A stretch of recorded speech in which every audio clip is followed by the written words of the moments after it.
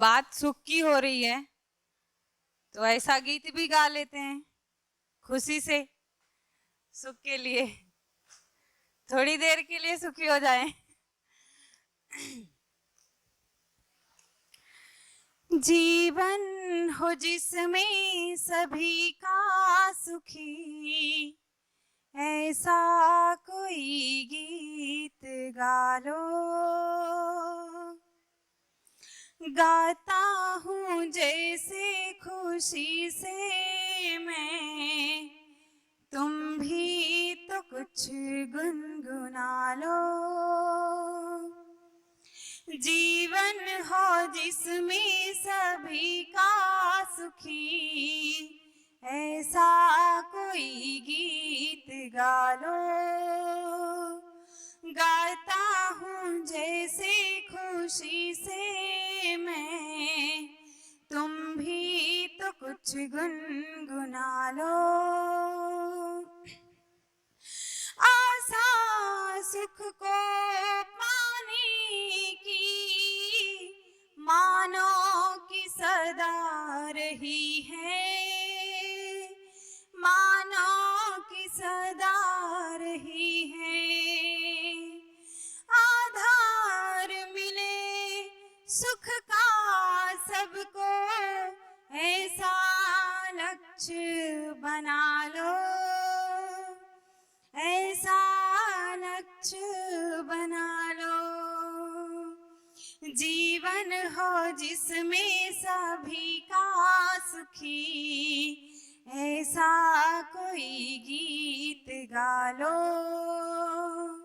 गाता हूँ जैसे खुशी से मैं, तुम भी तो कुछ गुनगुना लो।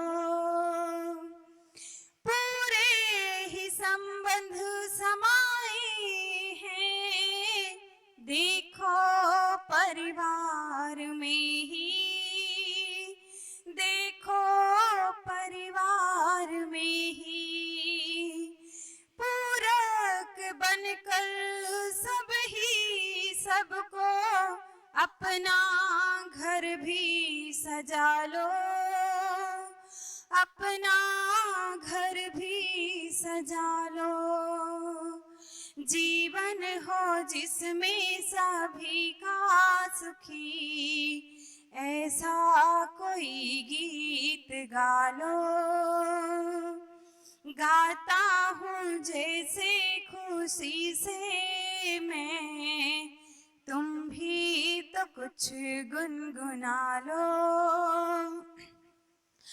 बात सभी की हो समाई, सबके लिए ही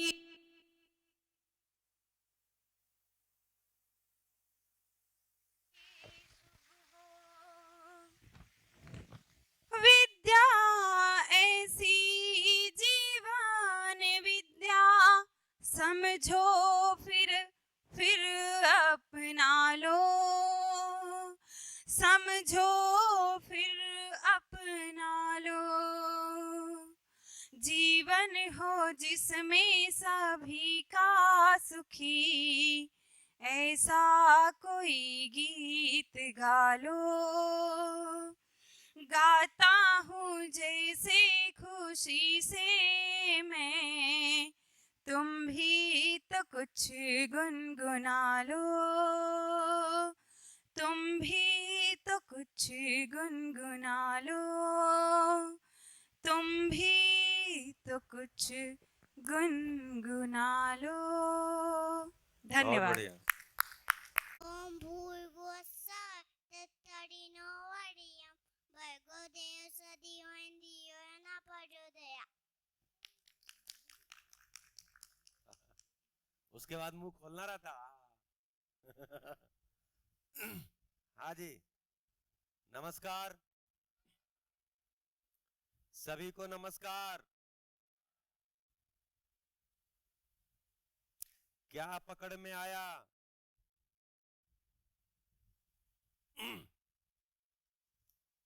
क्या पकड़ में आया?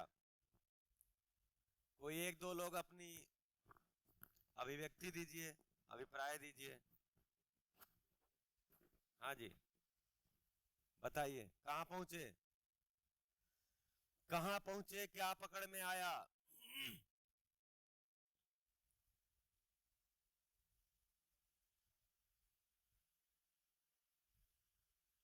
बताइए।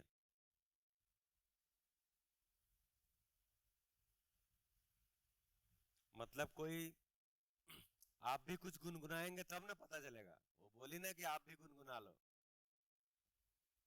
तो आप जब अपनी अभिव्यक्ति देंगे, अपना अभिप्राय देंगे, तो हमें लगेगा कि मैं मतलब आगे बढ़ूं कि यही रुका रहूं। कोई भी दो चार लोग।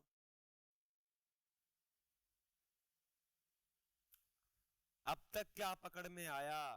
अब तक जितनी बातें हुई हैं उनमें क्या बात पकड़ में आया, और जो बात पकड़ में आई है वो किस फ्लो में है?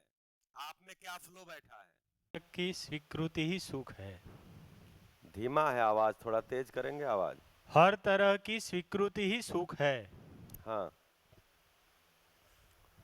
जरूरत है उतना टाइम सुविधा में लगाओ, बाकी का सारा टाइम निरंतर सुख में कैसे रहे उस पे लगा दो।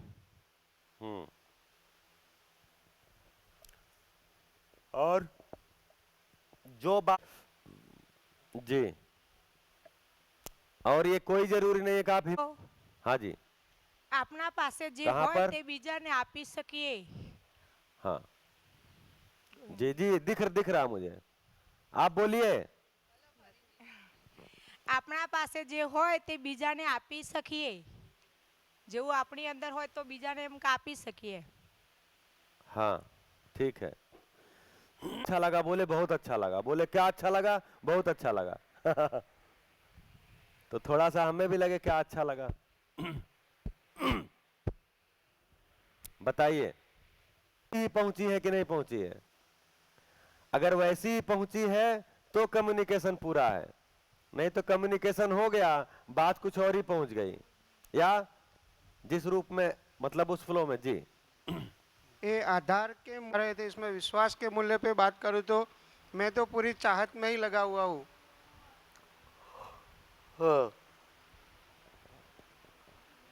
हेलो। जो पृथ्वी पर आने का प्रयोजन है वो सुख पाना है, यानी कि उनका अंतिम लक्ष्य है वो सुख पाना है। हम सगवड़ता को सुख समझ रहे हैं, यानी कि वो सुख नहीं है। ये प्रकृति के साथ ताल मिलाकर जो हम जीवन जीते हैं वही असली सुख है। और जो मानव शरीर है उसके साथ जीवन का कोई कनेक्शन नहीं है, यानी कि जीवन से शरीर अलग है। कनेक्शन नहीं है। अच्छा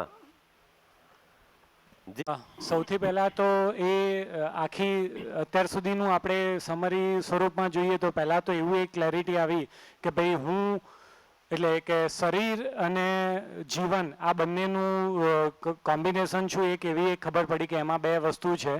એમાં શરીરની આવશ્યકતા એ સાધનથી છે અને જીવન છે તો જીવન એ નિરંતર સુખ ઈચ્છે છે અને એને આપણે સ્વયંમાં પરિવારમાં અને સમગ્રતામાં જોયું તો દરેક મનુષ્ય એટલે જીવનની ચાહત નિરંતર સુખ છે, એ આપણી એક પકડમાં આવ્યું, એ વસ્તુ સમજાઈ। હવે જીવન આવું સુખ ઈચ્છે છે તો જીવન એક્ઝેક્ટલી શું છે એને પકડવા માટેનો આપણે પ્રયત્ન કર્યો તો એ જીવન એક આખી ક્રિયાઓ છે, તો એ ક્રિયાઓને આપણે સમજવાની પ્રયત્ન કર્યો। તો એમાં મેઇન 10 ક્રિયાઓ હતી। એ 10 ક્રિયાઓમાંથી મોટાભાગે આપણે જોઈએ તો આપણે જે પણ નિર્ણયો લઈએ છીએ એ આપણી 4.5 ક્રિયાઓમાંથી એ નિર્ણય આવી રહ્યા છે કે ભાઈ જે ચિત્રણ પડ્યું છે એ ચિત્રણના સંદર્ભે તુલન ઉપરથી આપણી વિશ્લેષણ થાય છે અને એ વિશ્લેષણ થાય એમાંથી રુચિમૂલક, સંબંધમૂલક અને લક્ષ્યમૂલક એ પ્રમાણે પછી આપણી ચયન થાય છે કે એટલે આપણે એનો નિર્ણય લઈએ છીએ। એટલે આખો આપણો ક્રમ એ રીતે એમાંથી આપણે ઓપરેટ થઈએ છીએ।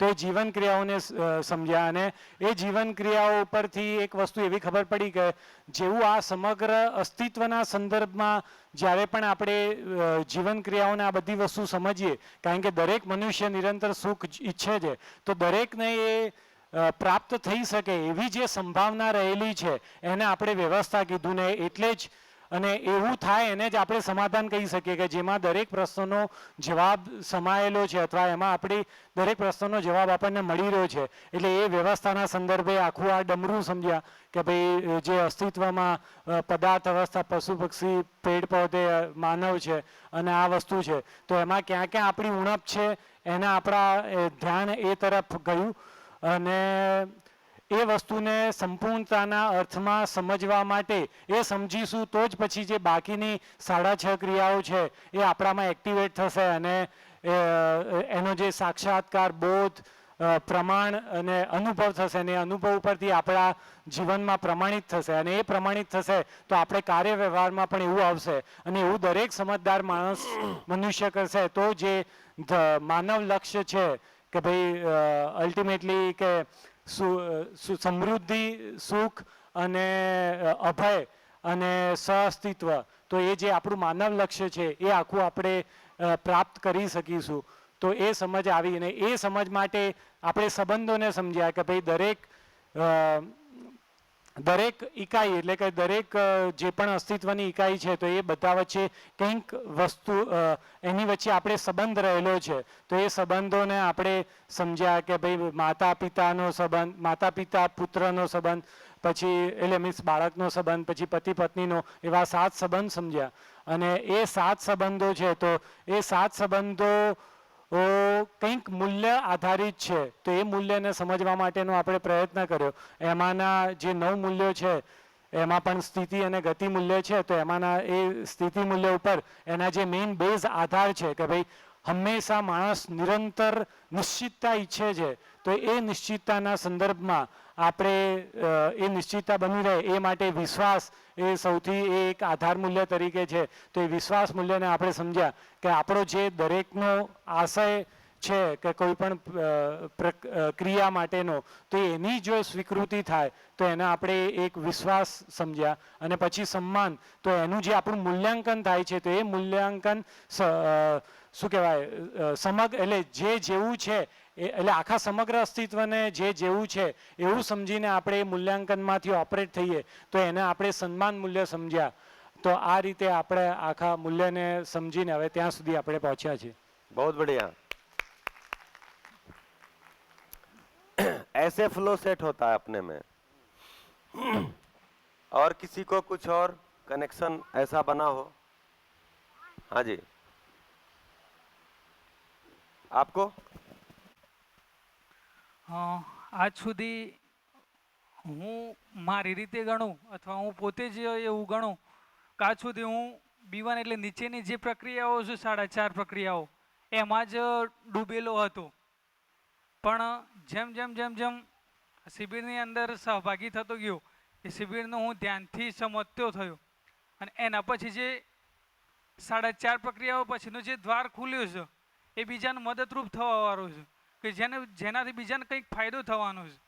એ વસ્તુથી હું આજે કંઈક શીખી રહ્યો છું એમ. बढ़िया पड़ेगा. और कोई बताइए. पहले तो बोलने में आएगा उसके बाद जीने में आएगा, समझने में आएगा, व्यक्त होंगे तो दोनों रूप में, बोलने के रूप में और जीने के रूप में.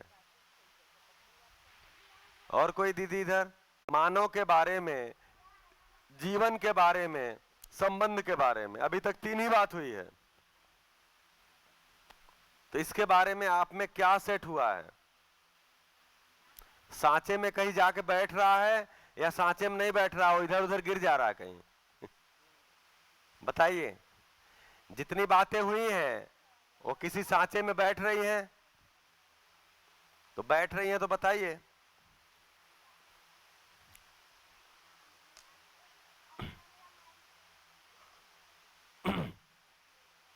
भाई एक तरीका ये भी है, आप जो कह रहे हो सही है. बोनी भाई जो ने कहा वो सही है, उन भाई ने जो कहा वो सही है. एक ये तरीका है. एक तरीका है कि मैं क्या सोचती हूं, मैं क्या सोचता हूं, मुझे क्या बात एक कनेक्शन में दिख रही है. बताइए. और कोई? हाँ, बोलने का थोड़ा अभ्यास डालिए। जी।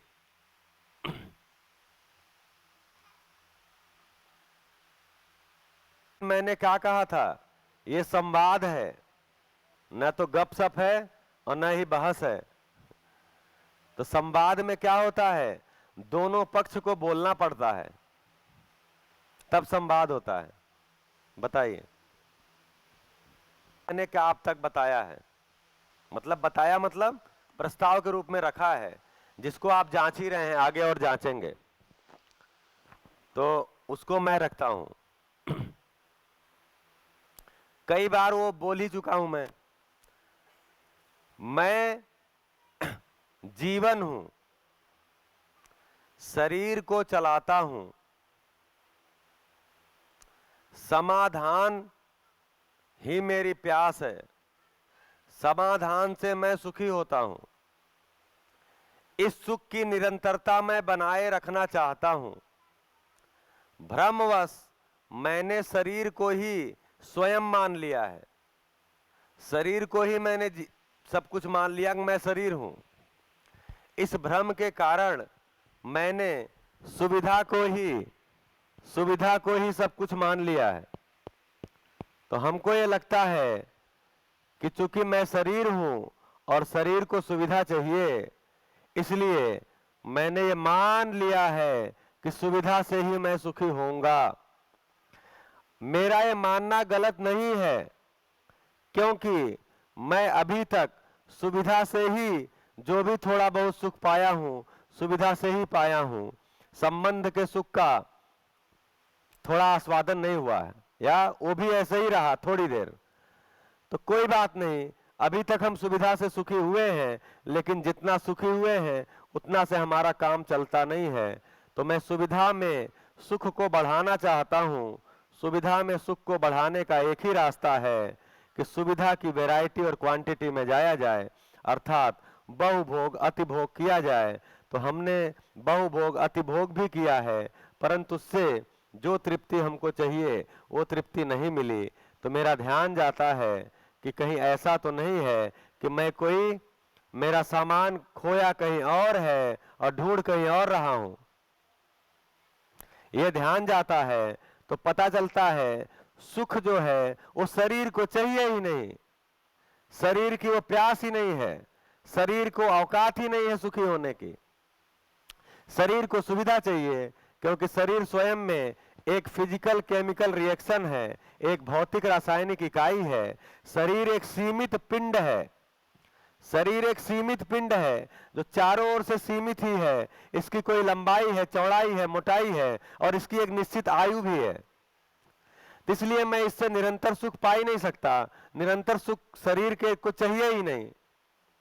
तब मेरा ध्यान जाता है कि मुझे जो वस्तु की सूचना मिली है जीवन की, तो जीवन क्या है, तो ध्यान जाता है जीवन अक्षय बल अक्षय शक्ति संपन्न है। इसका मतलब जीवन अमर है, इसका मतलब जीवन निरंतर है, इसका मतलब जो भी निरंतरता की चाह है वो जीवन की ही है, शरीर की नहीं है।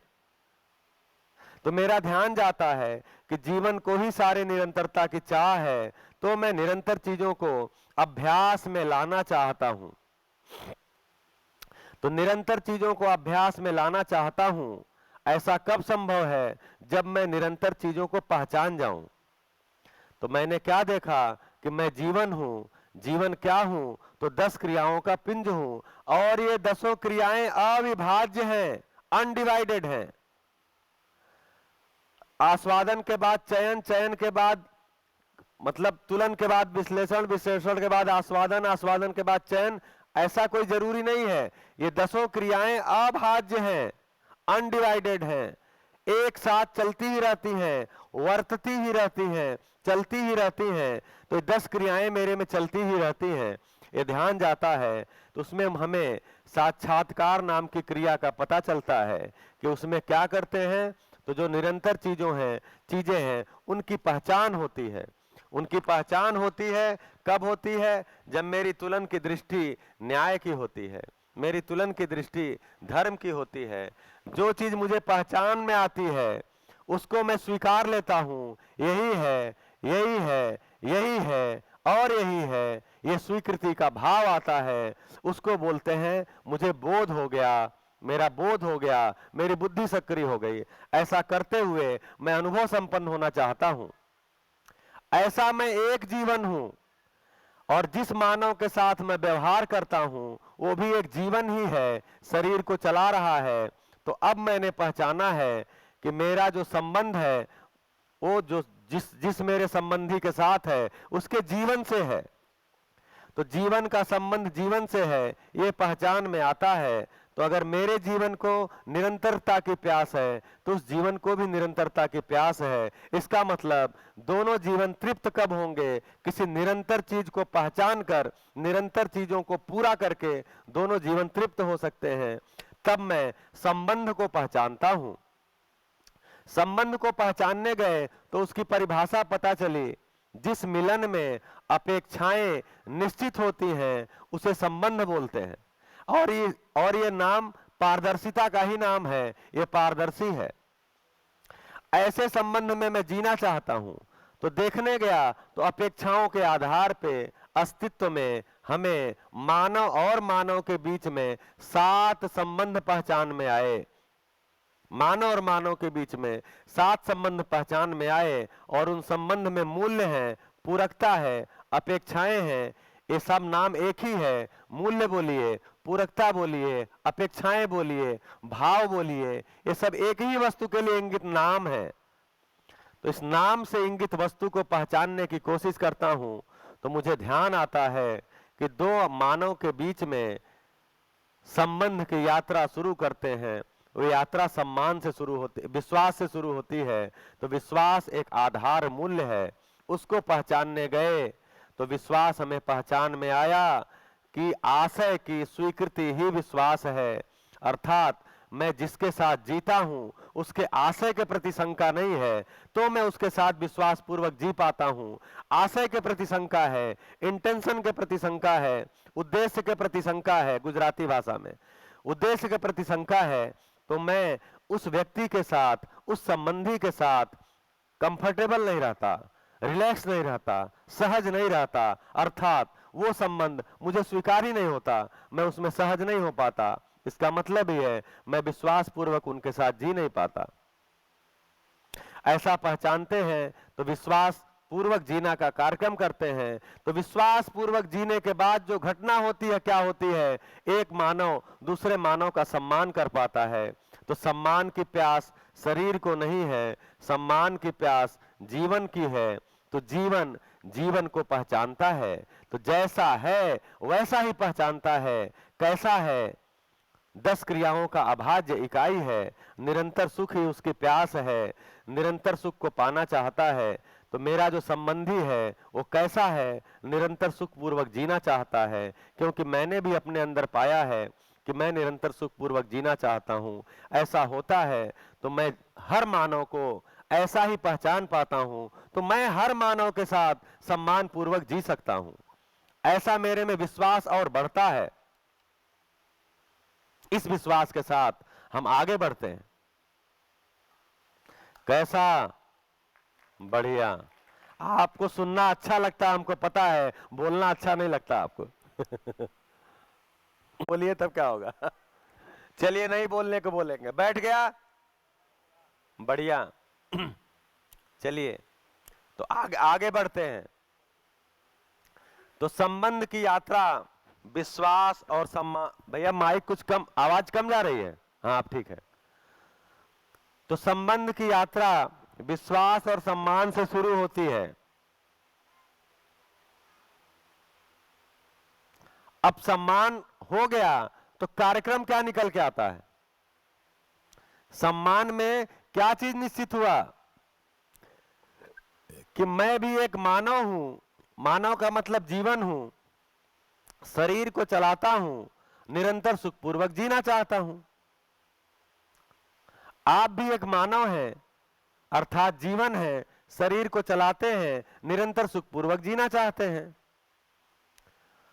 और वो जीवन क्या है? अक्षय बल, अक्षय शक्ति संपन्न है। तो क्या समझ में आया? हम दोनों जो संबंध, हम दोनों जो संबंधी हैं वो वास्तविकता के रूप में एक ही हैं, जीवन है। शक्ति और बल के रूप में भी एक ही हैं। आप भी अक्षय बल अक्षय शक्ति संपन्न है, मैं भी अक्षय बल अक्षय शक्ति संपन्न हूं। चाह के रूप में भी एक ही है। आप भी निरंतर सुखपूर्वक जीना चाहते हैं, मैं भी निरंतर सुखपूर्वक जीना चाहता हूं। तो वास्तविकता के रूप में भी हम एक ही हैं। जी ध्यान दीजिएगा, वास्तविकता के रूप में भी मैं एक ही हूं, बल और शक्ति के रूप में भी मैं एक ही हूं, और लक्ष्य भी हमारा एक ही है। ऐसी स्थिति में हमारा साथ चलने का कार्यक्रम बनेगा कि नहीं बनेगा? बनेगा। तो साथ चलने का कार्यक्रम जब बनता है तब संबंध की स्वीकृति होती है। उस मूल्य को स्नेह बोलते हैं। स्नेह।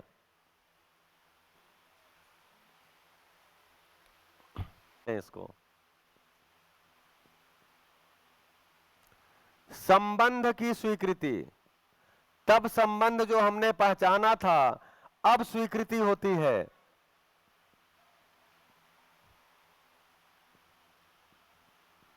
संबंध की स्वीकृति, क्योंकि बिना लक्ष्य को जाने हुए, बिना मानव को जाने हुए जिसके साथ हम संबंध निभाना चाह रहे हैं उसको जाने बिना, उसके इंटेंशन को जाने बिना, उसके लक्ष्य को जाने बिना, उसके पावर को जाने बिना हम कैसे उसके साथ जी पाएंगे? तो लक्ष्य समझ में आ गया, वास्तविकता समझ में आ गई। मैं भी जीवन, आप भी जीवन, मैं भी अक्षय बल अक्षय शक्ति संपन्न, आप भी अक्षय बल अक्षय शक्ति संपन्न। आपका भी इंटेंशन मुझे स्वीकृत है, मेरा इंटेंशन आपको स्वीकृत है, और आप भी निरंतर सुख की चाह में, मैं भी निरंतर सुख की चाह में। तो आपका भी लक्ष्य एक, मेरा भी लक्ष्य एक। ऐसी स्थिति में आपका मेरे कार्यक्रम में साम्यता होगी। तो जो कार्यक्रम में साम्यता होगी इसका मतलब अब हम आगे बढ़ सकते हैं। तो अब हमको संबंध के रूप में स्वीकृति हो जाती है। इसको बोलते हैं स्नेह। अब तो हमें स्नेह हो गया। स्नेह से फिर अपनापन शुरू होता है। मैंने संबंध की पहचान हो गई, अब स्वीकृत हो गया, अब हम साथ बढ़ सकते हैं।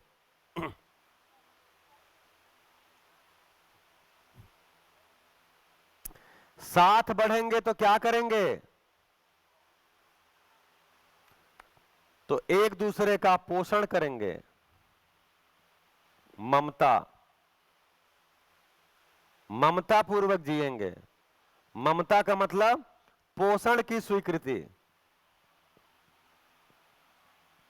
पोषण किसका होता है? शरीर का। पोषण किसका होता है? शरीर का। तो अब जब संबंध स्वीकार हो गया, स्वीकृत हो गया, तो सबसे पहले शरीर के पोषण की स्वीकृति होती है मेरे अंदर, कि मैं आपके साथ ममता पूर्वक जीऊंगा। मतलब आपके शरीर की पोषण की जिम्मेदारी के साथ जीऊंगा। आप भी मेरे शरीर के पोषण की जिम्मेदारी के साथ जी सकते हैं। तो ये चूंकि शरीर पोषण वाला भाग मां से जुड़ा है, इसलिए ममता मूल्य को मां मूल्य भी बोलते हैं। और जब मैं मां बोलता हूं तो मेरे मतलब दृश्य में कोई महिला पुरुष नहीं आता। जो पोषण की जिम्मेदारी के साथ हो वो मां है। तो अब मां मूल्य के साथ हो जाते हैं।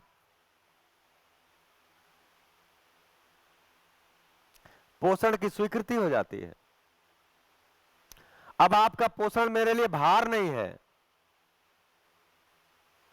आप भी अगर मेरा पोषण करेंगे तो अब मेरा पोषण करने में आप भारी नहीं है।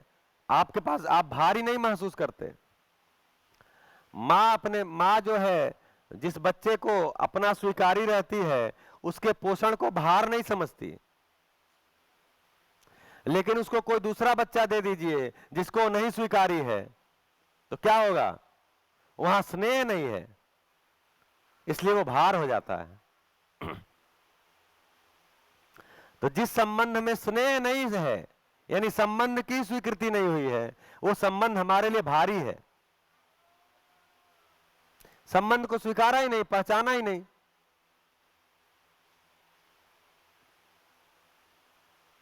तो मैं स्नेह पूर्वक होता हूं, होती हूं, तब मैं ममता पूर्वक जी सकता हूं, तब मैं ममता पूर्वक जी सकती हूं।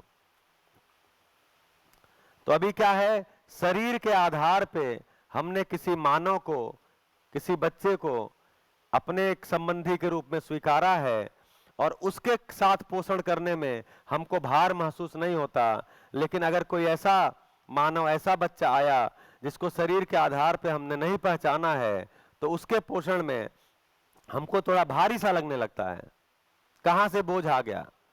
हो सकता है कभी कभी, ऐसा नहीं है, होता ही होगा।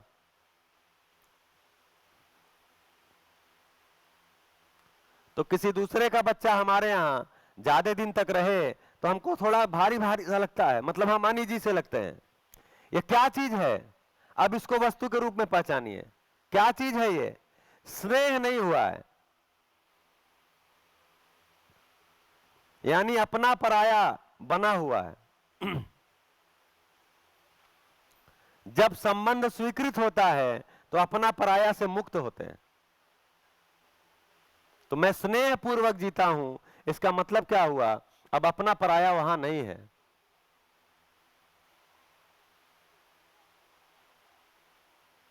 तब ममता हो पाती है। तो ममता को बोला, शरीर इस धरा पे आया है तो उस शरीर के होने का कोई प्रयोजन है, शरीर के माध्यम से समाधान होने का, अनुभव होने का, प्रमाणित होने की संभावना है। क्योंकि ज्ञान से प्रमाणित होंगे और ज्ञान को पाने के लिए ज्ञान इंद्रियां हैं और ज्ञान इंद्रियां शरीर में हैं, इसलिए शरीर को स्वस्थ बनाए रखना मेरी जिम्मेदारी है। तो मैं अगर अपने शरीर को स्वस्थ बनाने की जिम्मेदारी के साथ हूं तो मैं स्वयं ही अपनी मां हूं। तो मूल्य कहीं बाहर नहीं है। हाँ जी, पता चलेगा मां जब आएगी तो ममता होगा। अब आप कहीं बाहर कमाने चले गए, कहीं हॉस्टल में रहने चले गए, वहां आपकी मां आपके साथ नहीं है, तो वहां आप स्वयं अपनी मां हैं। अगर आप पोषण की स्वीकृति के साथ हैं, अपने शरीर का ध्यान रख रहे हैं, अपने शरीर को स्वस्थ बनाने की जिम्मेदारी के साथ हैं, तो आप स्वयं अपनी मां हैं, अर्थात ममता मूल्य के साथ हैं। तो सारे मूल्य कहां हैं? मेरे में ही हैं। जब मेरा पोषण होता है तो उसका स्वीकार मैं ही करता हूं, उसकी स्वीकृति का भाव मेरे में ही आता है।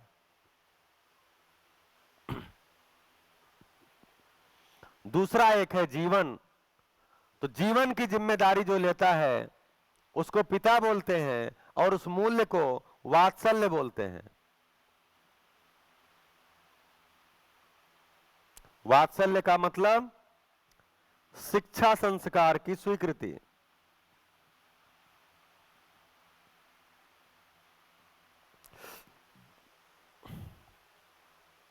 तो वात्सल्य को, ममता को इंग्लिश में केयर भी बोलते हैं, वात्सल्य को इंग्लिश में गाइडेंस भी बोलते हैं। अभी क्या है, अभी ये सारे शब्द जो हमने सुने हुए हैं ये लगभग घाल मेल वाले हैं। ये सब एक ही जैसे हमको लगते हैं। ममता, वात्सल्य, स्नेह, हमको लगता है सब एक ही है। तो है तो एक ही। अभी जब आगे एक सच्चाई आप देखेंगे कल, तो आपको धीरे धीरे स्पष्ट हो जाएगा, है तो एक ही, लेकिन स्वीकृतियों के रूप में हम अलग अलग पहचान पाते हैं, अलग अलग संबंध में पहचान पाते हैं। तो क्या है, ये सारे मूल्य मेरे में ही हैं, लेकिन संबंध में जी करके इसका अभ्यास करते हैं। अभ्यास कर करके मेरे में पहचान में आता है। पहचानते पहचानते एक ऐसी स्थिति आती है कि सारे ही मूल्यों का साक्षात्कार मेरे में ही हो जाता है, अर्थात सारे मूल्य मेरे में स्वीकृत हो जाते हैं, बोध हो जाता है। तो मैं स्वतंत्र हो जाता हूं। तब मुझे संबंध के लिए, मूल्य को पहचानने के लिए अभ्यास की जरूरत नहीं पड़ती। तब मैंने जो मूल्यों को पहचाना है उसको जी करके प्रमाणित करता हूं।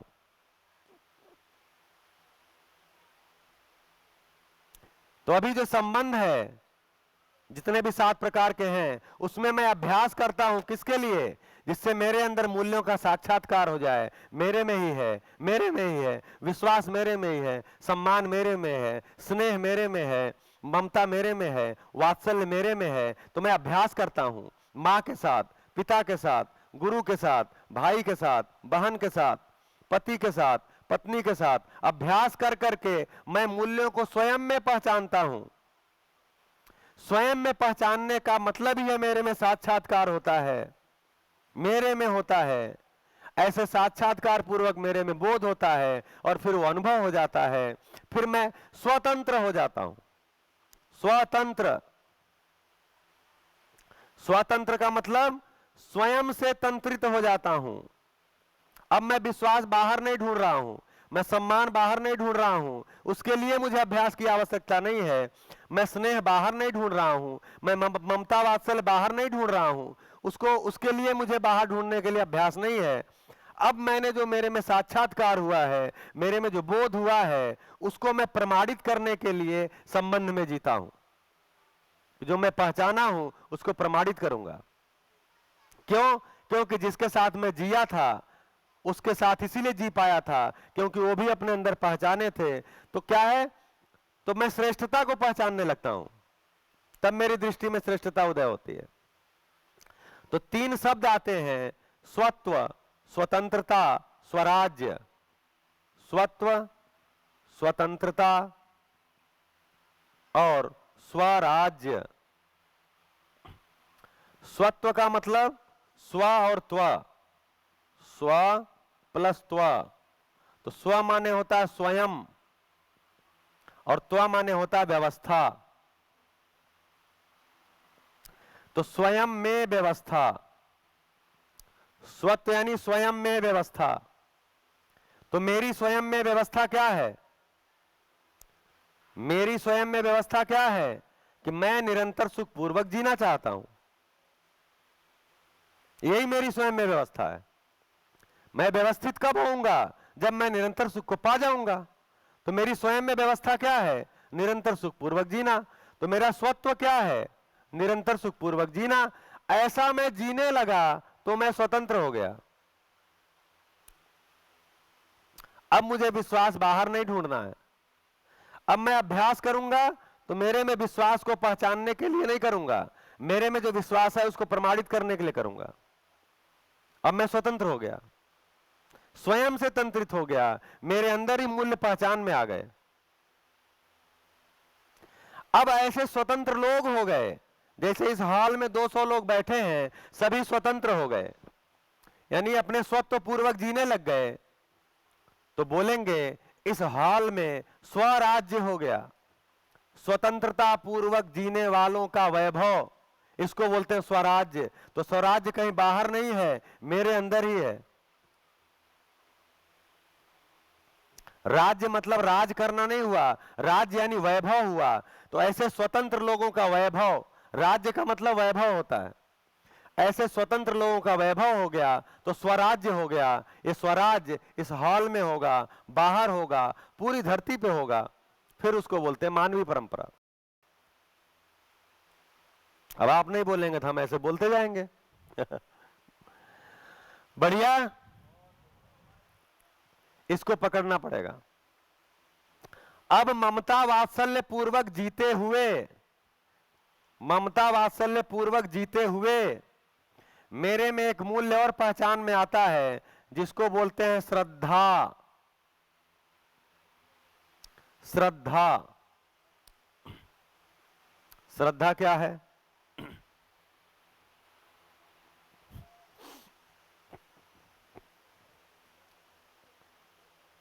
हाँ बताइए, श्रद्धा क्या है?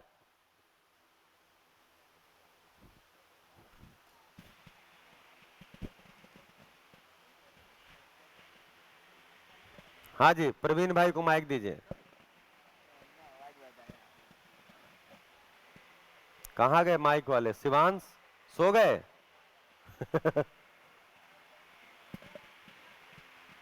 हाँ जी। हेलो, प्रामाणिकता। प्रामाणिकता, हाँ वस्तु के रूप में बताइए। और ठीक है, और कोई? किसी के प्रति श्रद्धा विश्वास, किसी के प्रति विश्वास, उसी को श्रद्धा हमारे यहाँ बोलते हैं। हाँ ठीक है, बढ़िया। और में क्या वस्तु है, क्या रियलिटी है श्रद्धा? क्योंकि हम यहां स्वीकृतियों के रूप में पहचान रहे हैं, तो श्रद्धा को किस स्वीकृति के रूप में देखा जाए?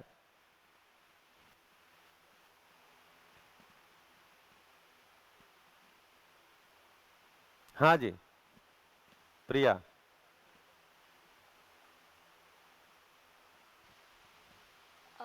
अभी जो हम लेवल पे है, जितना श्रेष्ठ है, तो हमें ऐसी श्रद्धा है कि और श्रेष्ठ होंगे तो उस और कुछ करना, मतलब ऐसे दिमाग में है कि श्रद्धा है कि कुछ अच्छा होगा, मतलब हम कुछ अच्छे श्रेष्ठ बन सकते हैं।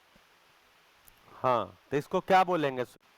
चलिए और कोई स्वीकृति की भाषा में श्रद्धा को क्या बोला जाए? श्रद्धा शब्द नया है कि पुराना है आपके लिए? तो फिर बोलिए पुराना है तो। जैसे भैया ने बोला कि श्रद्धा का मतलब यहाँ पे होता है विश्वास करना किसी पे। और कोई और स्पष्ट अगर हो सकता हो तो?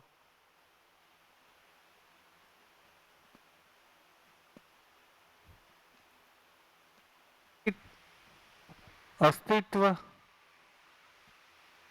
अस्तित्व बताइए। ठीक, हाँ जी चलिए आप बोल रहे हैं कुछ? हाँ माइक। पूर्ण आस्था या विश्वास। आदरपूर्ण आस्था या विश्वास, विश्वास। ठीक है जी। आप कुछ बोल रहे थे? हाँ जी। मैं सुख ही चाह विश्वास, वही वो श्रद्धा बोलता है। हैं? किसी के प्रति अति विश्वास। हाँ और भी कोई बोल रहा है क्या इधर?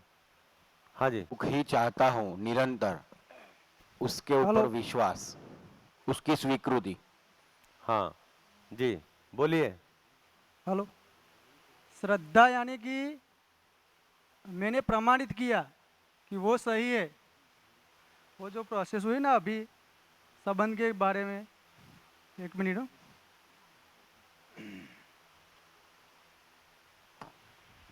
कि हम एक मानव है और दूसरा भी मानव है। हम मानव निरंतर सुख चाहते हैं, दूसरा मानव भी निरंतर सुख चाहता है। तो वो सुख हम जो महसूस करते हैं वो भी दूसरा चाहता है। हमारी जो चाहत है वो दूसरे की चाहत है। तो हमारी जो चाहत है उसको चाहत की स्वीकृति है उस। चलिए इतना लंबा तो परिभाषा नहीं होगा ना श्रद्धा का। उसके बाद स्वराज आ जाएगा तो वो प्रमाणित किया हुआ है, उस पे उसको श्रद्धा कहते हैं। बिना हाँ तो इसकी भाषा क्या बनेगी? श्रद्धा। तो इसकी भाषा ये बनेगी श्रेष्ठता की स्वीक।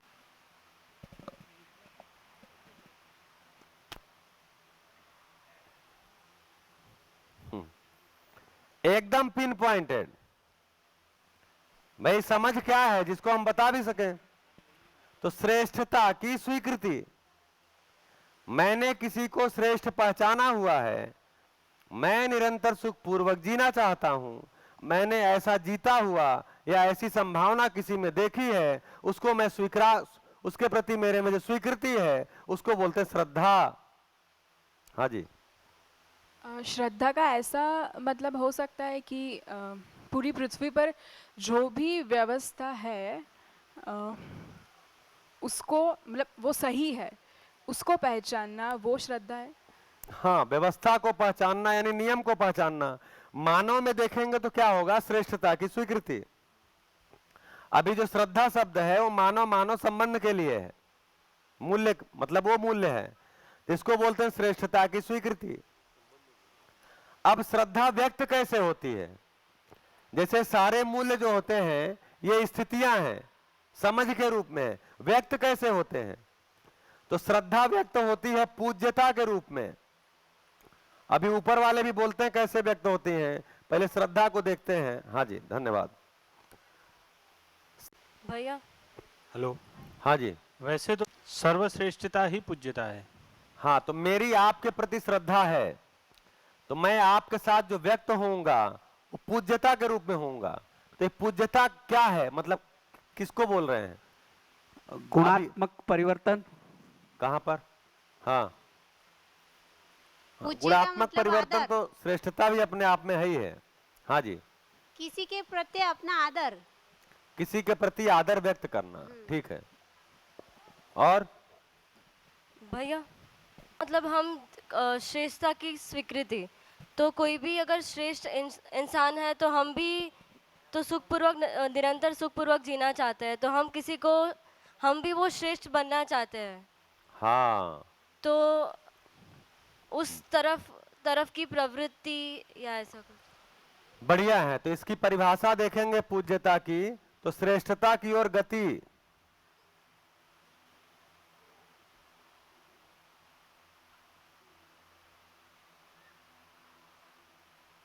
श्रेष्ठता की ओर गति को पूज्यता बोलते हैं। इसको और थोड़ा सा भाषा को और सामान्य सा करते हैं। जैसे मैंने किसी को श्रेष्ठ पाया है तो क्या करूंगा? सरेंडर। उसके जैसा मैं भी होना चाहता हूं, तो मैं उसके जैसा होने का प्रयास करूंगा। ये सारा प्रयास पूज्यता है। इसीलिए बोले गति है, ये स्थिति है श्रद्धा। मेरे में श्रद्धा का भाव है, अर्थात मेरे में आपके प्रति श्रेष्ठता की स्वीकृति है। अब कार्यक्रम मेरा क्या निकलेगा कि मैं आपके जैसा होने के लिए प्रयासरत हो जाऊंगा, लग जाऊंगा। ये पूज्यता है। पूज्यता ये नहीं है आप बहुत अच्छे हो, बहुत महान हो, बहुत बढ़िया हो, आप दीवार पे टंगे रहो, ये अगरबत्ती ले लो, ये फूल ले लो, आप जैसा मैं हो नहीं चाहता, मुझे अपने धंधे में लगे रहने दो। अभी पूजा इसको बोलते हैं, पूज्यता इसको बोलते हैं कि आप जहां हो वहां रहो, आप बहुत अच्छे हो, बहुत महान हो, बहुत बढ़िया हो, आप महापुरुष हो, आप अच्छे हो, बहुत अच्छा हो, मैं आप जैसा हो नहीं सकता, आप केवल मेरे पे कृपा बनाए रखो। हाँ, केवल कृपा बनाए रखो, इससे ज्यादा कुछ मत करना। आप जैसा मैं हो नहीं सकता और आप जैसा मैं होना भी नहीं चाहता। तो क्या हो गया? श्रद्धा तो हो गई, पूज्यता नहीं आई। पूज्यता का मतलब आपकी श्रेष्ठता का हम क्या करेंगे? अचार डालें? बताइए, आपको मैंने श्रेष्ठ किस में पाएंगे? आप किसी को ज्ञान में ही पाएंगे, समझ में ही पाएंगे, उसके समझ के जीने में ही श्रेष्ठ पाएंगे कि रूप पद धन बल में पाएंगे? अब तो इसकी समीक्षा कर ही चुके हैं। रूप पद धन बल विशेषज्ञता में श्रेष्ठ तो किसी को पाएंगे नहीं।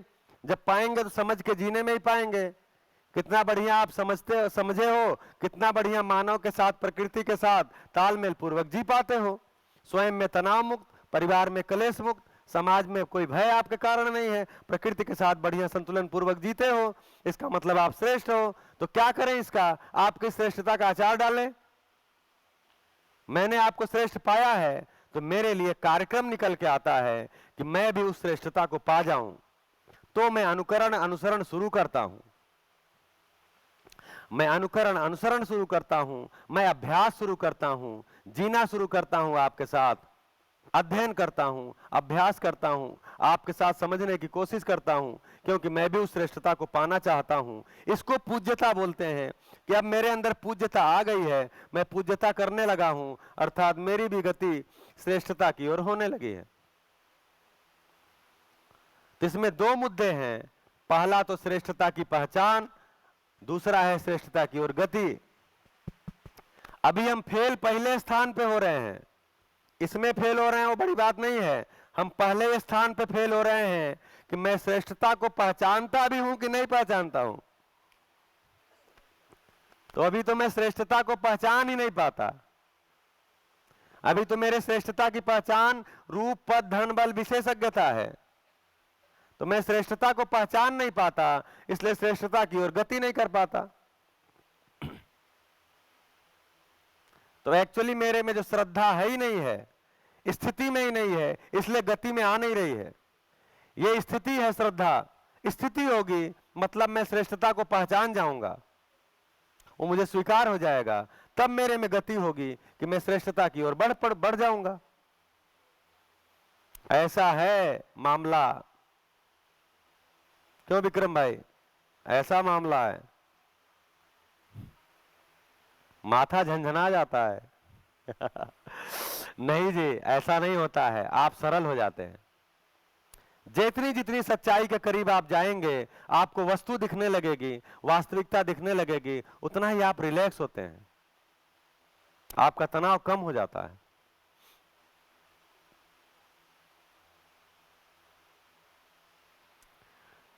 जब मेरे में विश्वास होता है, आशय की स्वीकृति होती है, तो मेरे अंदर मैं सौजन्य हो जाता हूं, यानी सौजन्यता आ जाती है। सौजन्यता का मतलब,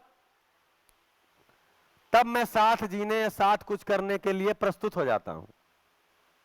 आपके साथ जीना है तो मेरे में, आप में, मेरे और आपके बीच में विश्वास आ गया, यानी आपके आशय को स्वीकृति मेरे में है, मेरे आशय की स्वीकृति आप में है। अब हम साथ साथ जीने की तैयारी में आ जाते हैं, यानी सहकारिता, सहभागिता, उसी को सौजन्यता बोलते हैं, करने लगते हैं।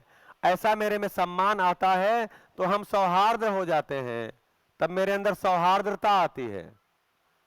सौहार्दता का मतलब एक दूसरे को पहचान करके जीना, एक दूसरे को पहचान करके जीना, एक दूसरे की आशय को हमने पहचाना था, निरंतर सुखी आशय है, उसको ध्यान पूर्वक जीना, उसको सौहार्दता बोलते हैं। इसी तरह जब स्नेह होता है तो निष्ठा आती है। स्नेह का मतलब संबंध स्वीकार हो गया तो उस संबंध में निष्ठा आती है, तब हम निष्ठा पूर्वक जी सकते हैं। जैसे मान लीजिए मैं कभी घूमते हुए किसी कार्यक्रम से अहमदाबाद या मेहसाणा कभी आया, किसी और कार्यक्रम से अहमदाबाद या मेहसाणा कहीं आया, तो मैं सोचता हूं यार ये तो वही जगह है विसनगर जहां हमने शिविर लिया था और दशरथ भाई के घर में रुका था, तो थोड़ा जाता हूं दशरथ भाई से मिल आता हूं। हाँ, थोड़ी दूरी है, जाके मिल आते हैं।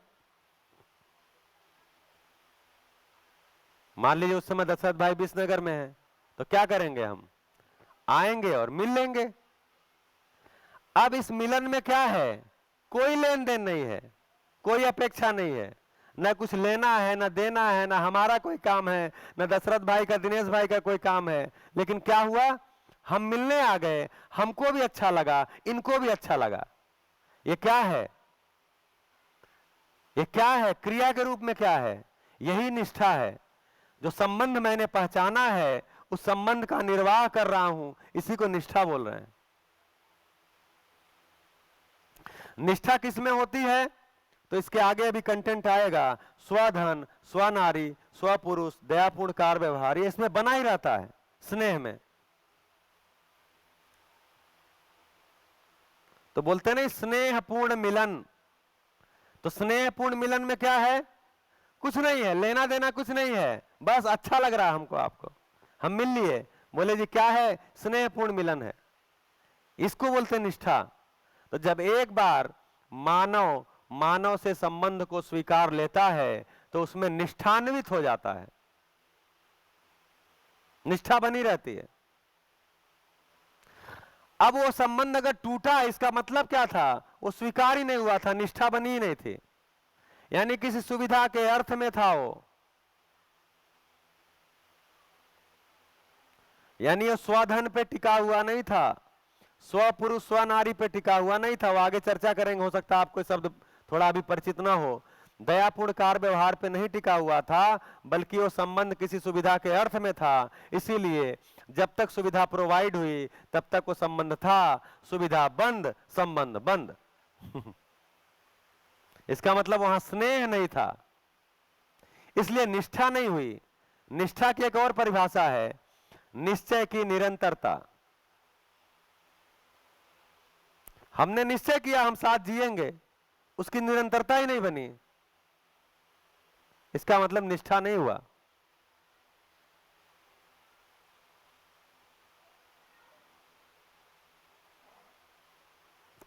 देखिएगा संभल के, मैं आगे बढ़ रहा, आगे तो बढ़ा हूं लेकिन मैं रुक रुक के बढ़ रहा हूं, क्योंकि शब्द आ रहे हैं और आपके सामने परिभाषा आ रही है। हाँ मुझे दोष मत दीजिएगा, आप बोल ही नहीं रहे, पूछ ही नहीं रहे, तो हम क्या करें? क्यों?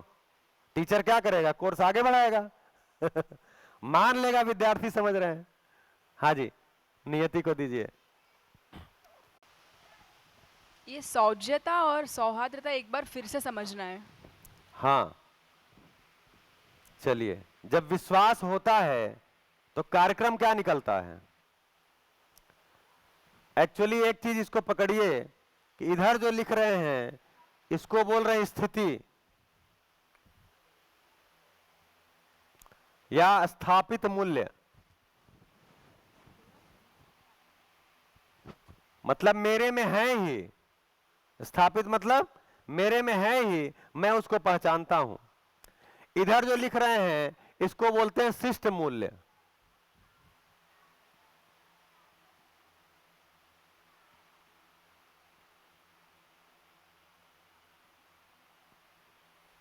तो शिष्ट का मतलब क्या हुआ? जो व्यवहार में आता है। तो मैं जब विश्वास को अपने अंदर पहचानता हूं तो व्यवहार में क्या आएगा? हाँ जी, मैं विश्वास को अपने में पहचाना, आपने विश्वास को स्वयं में पहचाना, इसके कारण दोनों ने एक दूसरे में विश्वास को पहचाना, अर्थात आशय की स्वीकृति हो गई। तो शिष्टता ये व्यक्त किस रूप में होगा? अब हम साथ रह सकते हैं, अब हम साथ जी सकते हैं, इस रूप में होता है। इसी को सौजन्यता बोलते हैं। सौजन्यता को जब तोड़ के देखेंगे तो सहकारिता, सहजीविता। अब हम साथ साथ रह सकते हैं, विश्वास ही नहीं तो कहां रह पाएंगे? ऐसे ही सौहार्द्रता, सौहार्द्रता का मतलब क्या हुआ? मैंने अपने अंदर सम्मान को पहचाना कि मैं निरंतर अपने मान को, अपना सही मूल्यांकन किया, मैं निरंतर सुखपूर्वक जीना चाहता हूं। आपने भी ऐसा मूल्यांकन किया, आप भी निरंतर सुखपूर्वक जीना चाहते हैं, मतलब साक्षात्कार बोध पूर्वक जीना चाहते हैं। इसमें पहचान में आया कि अब हम साथ साथ जी सकते हैं। कैसे? इस स्वीकारता के साथ कि आप भी निरंतर सुखपूर्वक जीना चाहते हो, हम भी निरंतर सुखपूर्वक जीना चाहते हैं। तो इस स्वीकारता के साथ हम जीने लगते हैं, यही सौहार्द्रता है। क्योंकि जीते समय हमको बार बार ध्यान में है आपका सम्मान, आप क्या हो, तो आप जीवन हो, निरंतर सुखपूर्वक जीना चाहते हो। आप मेरे साथ जब व्यवहार कर रहे हैं तो आपको भी ध्यान में है, आप जीवन हो, निरंतर सुखपूर्वक जीना चाहते हो। तो हम क्या करते हैं? उसमें दखल नहीं देते, यही सौहार्द्रता है, यही हमारी शिष्टता है। इसलिए इसका नाम शिष्टता बोला, शिष्ट मूल्य, यही हमारी शिष्टता है। ऐसा करते करते हम संबंध को पहचान जाते हैं, और संबंध को पहचान जाते हैं एक बार तो बना ही रहता है, अर्थात स्नेह हुआ तो निष्ठा के रूप में व्यक्त होता है। जब जब वो संबंधी याद आता है तो मुझे खुशी ही मिलती है। कोई जरूरी नहीं है कि मैं मिला हूं तभी खुशी मिलती है। जब जब इस संबंध को हमने स्वीकार लिया है तो वो संबंधी जब भी याद आता है तो मैं खुश होता हूं, यही निष्ठा है। तो ये स्नेह वस्तु के आधार पे नहीं होता। अगर वस्तु के आधार पे हमने संबंध को पहचाना है तो निष्ठा नहीं होती, अर्थात वो जो निश्चय किया था उसमें निरंतरता नहीं रहती, ब्रेक हो जाती है। तो मेरा संबंध बोलते टूट गया, लंबा चला नहीं।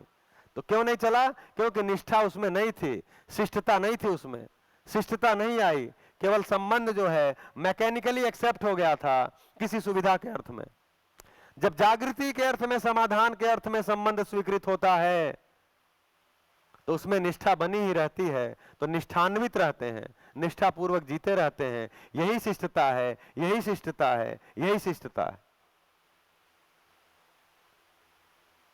ममता पूर्वक जीते हैं किसी के साथ, किसी के शरीर के पोषण की जिम्मेदारी के साथ जीते हैं। तो जीते समय आप में क्या होता है? शिष्टता क्या होती है? तो शिष्टता होती है उदारता। यानी तन मन धन सब लगा देते हैं किसी के पोषण के लिए, क्योंकि मैंने जिम्मेदारी ली है तो हम तन मन धन लगाते हैं। उदारता का मतलब तन मन धन को लगा देना, यह शिष्टता है उसकी, ममता की। तो ममता अपने अंदर पहचान में आती है तो जब हम व्यक्त होते हैं तो उदारता के रूप में व्यक्त होते हैं। हाँ जी, ये बात पकड़ में आ रही है। शिष्टता, स्थापित मूल्य, शिष्ट मूल्य। तो एक बार और इसको बोल देते हैं। स्थापित का मतलब मेरे में है ही, मैं उसे स्वयं में पहचानता हूं, तब जब व्यवहार में व्यक्त होता हूं उसको शिष्ट मूल्य बोलते हैं, उसी को शिष्टता बोलते हैं। देखिए अभी सारा मामला शिष्टता का ही है। जितने लड़ाई झगड़े हैं, बहस हैं, सब शिष्टता की कमी से ही है।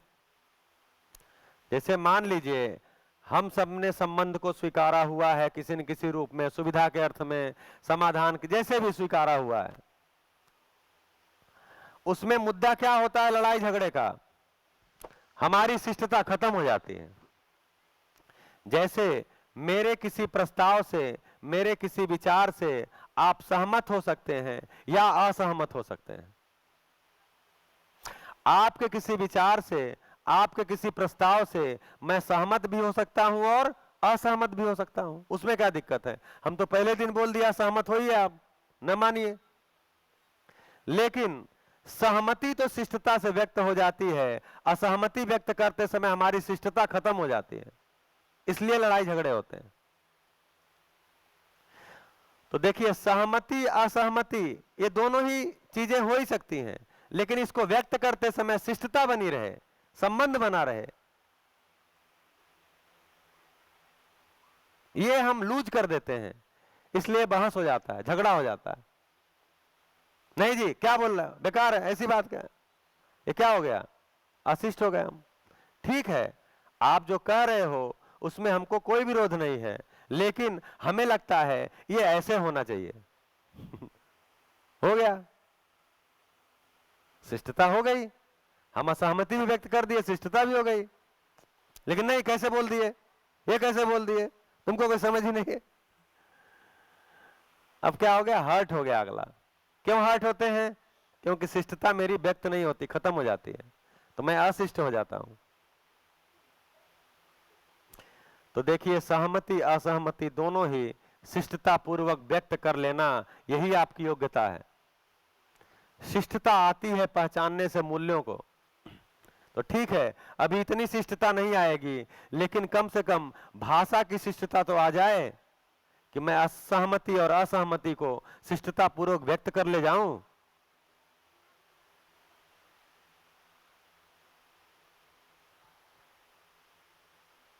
और जब पूरी दुनिया में डेमोक्रेसी है, उसमें तो सहिष्णुता बनाए रखने के लिए शिष्टता एक अनिवार्य कार्यक्रम है। अगर शिष्टता नहीं है तो सहिष्णुता नहीं रहेगी, सहिष्णुता नहीं रहेगी तो वही लड़ाई झगड़े दंगे शुरू रहेंगे। तो शिष्टता न होने से सहिष्णुता जाती है। मूल मुद्दा शिष्टता है कि मैं सहमति, आपका कोई विचार है, आपकी कोई बात है, आपका कोई प्रस्ताव है, हमको ठीक नहीं लग रहा है, तो ठीक नहीं लग रहा तो क्या करेंगे? ठीक है भाई, आप जो कह रहे हो कोई बात नहीं, अच्छी बात है, आपको ठीक लग रही है, मुझे ठीक नहीं लग रही है, मुझे लगता है ये बात ठीक है। तो सुविधा के अर्थ में तो ठीक लगने का सवाल ही नहीं है, ज्ञान के अर्थ में सब ठीक ही लगता है।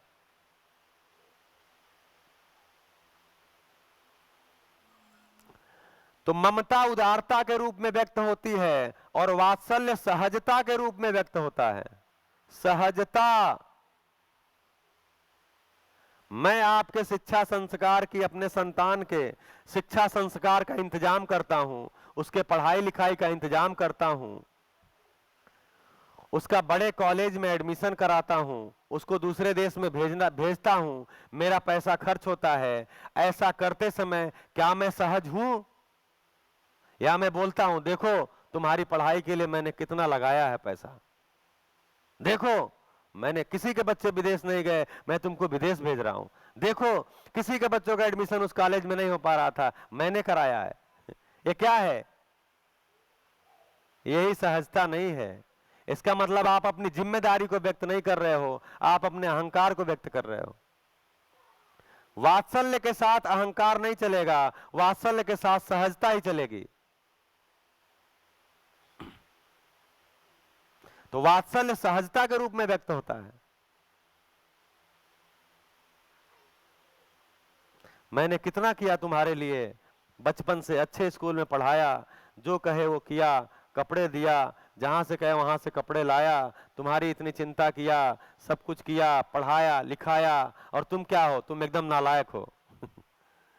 ये क्या हो गई? शिष्टता खत्म हो गई, सहजता चली गई। तो पिता मूल्य में सहजता, तो पिता मूल्य है ये वात्सल्य, ये सहजता से ही व्यक्त होता है। अगर सहजता गई तो वात्सल्य का मतलब ही खत्म, आप में वात्सल्य पहचान में नहीं आया है। आपने अपने अंदर वात्सल्य को पहचाना ही नहीं है अगर आपकी सहजता चली गई तो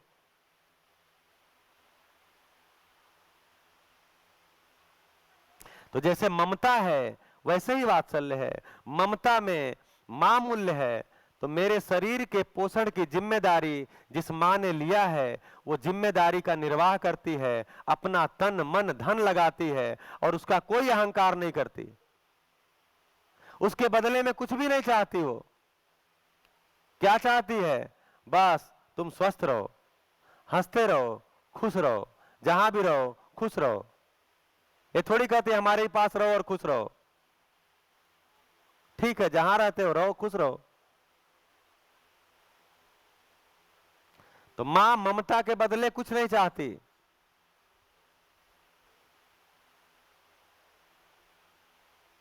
एक चीज चाहती है, एक चीज चाहती है, उसका नाम है कृतज्ञता।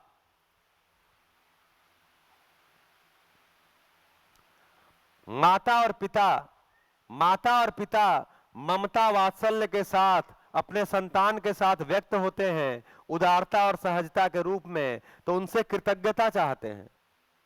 कृतज्ञता क्या है? कृतज्ञता क्या है?